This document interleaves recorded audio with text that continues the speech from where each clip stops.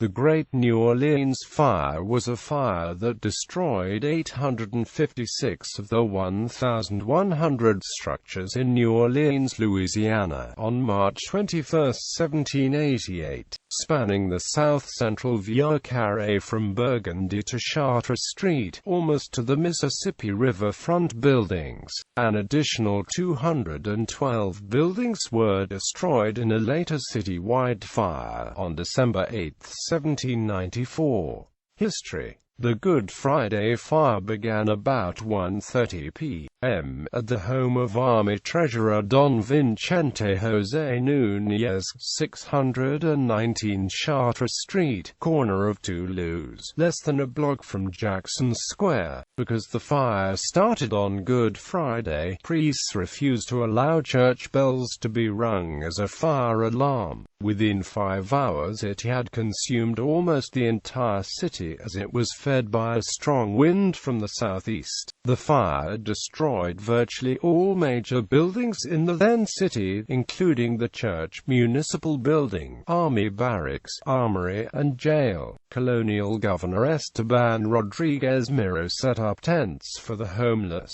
The fire area stretched between Dauphin Street and the Mississippi River and between Conte Street in the south and St. Philip Street in the north. It spared the riverfront buildings, including the Customs House, the tobacco warehouses, the Governor's Building, the Royal Hospital, and the Ursuline Convent. Colonial officials were to replace the wooden buildings with masonry structures which had courtyards, thick brick walls, arcades, and wrought iron balconies. Among the new buildings were the central New Orleans fixtures of St. Louis Cathedral, the Cabildo, and the Presbytera. The funds and supervision for the cathedral and the Cabildo were provided by Don Andrés Armenaster y Rojas.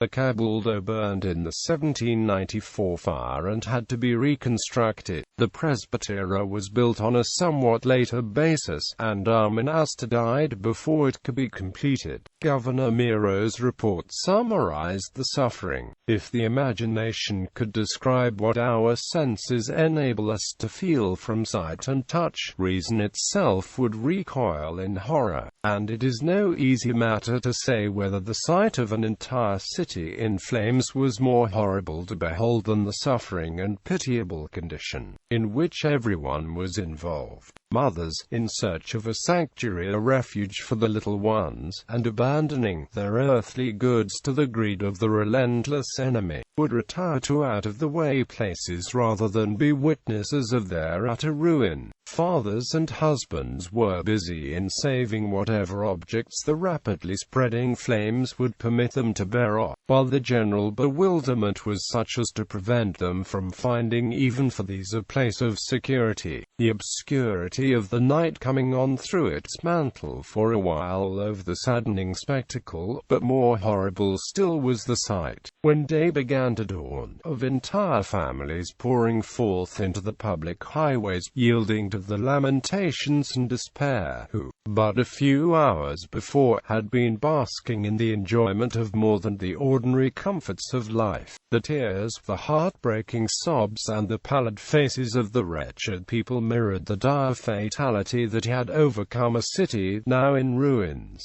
transformed within the space of 5 hours into an arid and fearful desert. Such was the sad ending of a work of death, the result of 70 years of industry. After 6 years of rebuilding, on December 8, 1794, another 212 buildings were destroyed in the Great New Orleans Fire of 1794. Still a colony of Spain, rebuilding continued in Spanish style, and most French-style architecture had disappeared from the city.